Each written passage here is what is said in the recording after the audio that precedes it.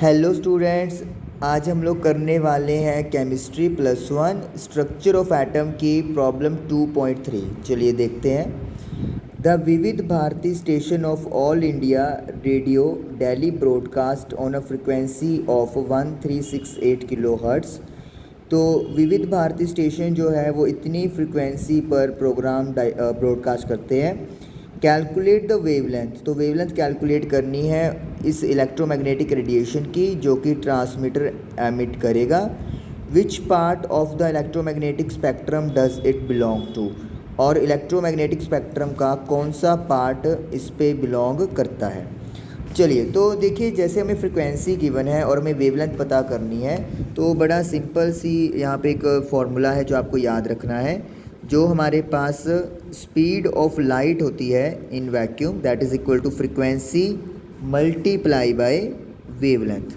अब जैसे इस क्वेश्चन में मुझे वेवलेंथ फाइंड करना है, तो मैं क्या करूँगा, speed of light in vacuum को फ्रिक्वेंसी से क्या कर दूँगा, डिवाइड कर दूँगा। सी की वैल्यू जैसे कि आपको पता है 3 मल्टीप्लाई बाय 10⁸ मीटर पर सेकंड होता है। फ्रिक्वेंसी मुझे गिवन है 1368 किलो हर्ट्ज़। किलो हर्ट्ज़ को हर्ट्ज़ में बदलने के लिए 10⁻³ से मल्टीप्लाई कर देंगे। अब जो कैलकुलेशन है सॉल्व करके मैं आपको डायरेक्टली बुक से दिखाता हूँ। तो ये जो सॉल्व करके आपके पास वैल्यू आएगी वो आएगी 219.3 मीटर। और जो उन्होंने पूछा हुआ है कि ये किस रेंज में है या किसको रिप्रेजेंट करती है, तो ये रेडियो वेव को रिप्रेजेंट करती है। इसके लिए आपके पास स्पेक्ट्रम बनाया हुआ है, आप देख सकते हैं। जो वेवलेंथ है वो ये 10⁻0 यानी कि 1, ये 100 और ये यहाँ पर 10⁻4 है। तो यानी कि ये जो रेंज है रेडियो वेव वाली वो 219 में यहाँ पे कहीं पे आ जाएगी। तो इसीलिए ये रेडियो वेव को रिप्रेजेंट करती है। नेक्स्ट प्रॉब्लम देखिए 2.4 में, the wavelength range of visible spectrum जो है वायलेट से रेड के बीच में होती है। वेवलेंथ जिसमें हमें कलर दिखाई देते हैं, तो इनको अपन ने फ्रिक्वेंसीज में बताना है और 1 नैनोमीटर में कितने मीटर होते हैं वो गिवन है।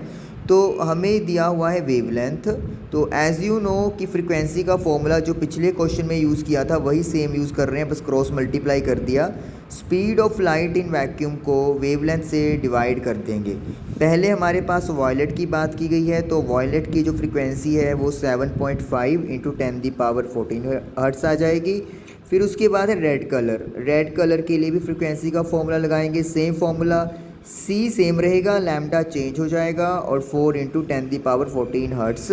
तो जो रेंज आई है फ्रिक्वेंसी की वो आई है 4 × 10⁻14 से लेकर 7.5 × 10⁻14 हर्ट्ज़ के बीच में। तो यही हमने फाइंड आउट करना था। 2.5 में calculate wave number and frequency of yellow radiation having wavelength 5800 angstrom.